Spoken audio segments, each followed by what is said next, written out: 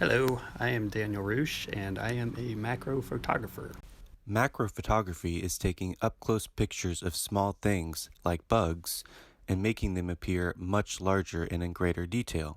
Macro photography is a little different than your typical portrait or landscape photography and requires equipment to match, most notably the use of a macro lens. The macro lens is specifically designed for close-ups of small objects. It ranges from, reproducing objects at 1-to-1 or, roughly the size of the subject if it was sitting on your lens, all the way to ridiculous levels like 5-to-1 and so on, where, you can make out individual pores on a frog's back. So one of the most important parts, other than the lens, is the flash assembly, which most cameras come with a built-in one to basically allow us to actually get adequate lighting on subjects while using very small aperture sizes.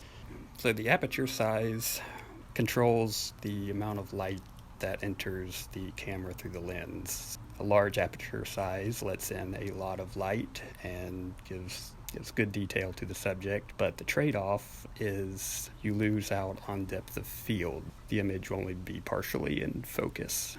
This is what a bug looks like on a standard camera phone, which is about what it looks like from the naked eye. Take this jumping spider, for example, or this fungi. With the macro lens, however, these objects can be captured in much greater detail. Capturing a good shot requires patience and attention to detail. Interesting subjects for macro photography can be found anywhere outside, whether on hiking trails or preserves. Brush along the water are often the most ripe spots for bugs.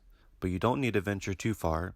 Even picking out a spot in the backyard can yield some fantastic results. The power of the macro lens can allow even amateur photographers to get some great shots, but only through practice and skill can you capture the truly breathtaking ones. I've always been interested in weird things I'd find in our backyard, but it was only recently I've really invested into it. I really enjoy just being out in nature and having, a technical task to focus my mind on and see so many really amazing things that I would never really notice until I'm looking at them through a camera lens. And it's a lot of fun, and it's something that other people get a lot of enjoyment out of as well. When you see, tiny, seemingly insignificant things that we probably step on a million of them during the course of a week, when you actually see them on their level, it seems to help people actually care for them more. And I think that does matter towards helping people take care of the planet. So even beyond,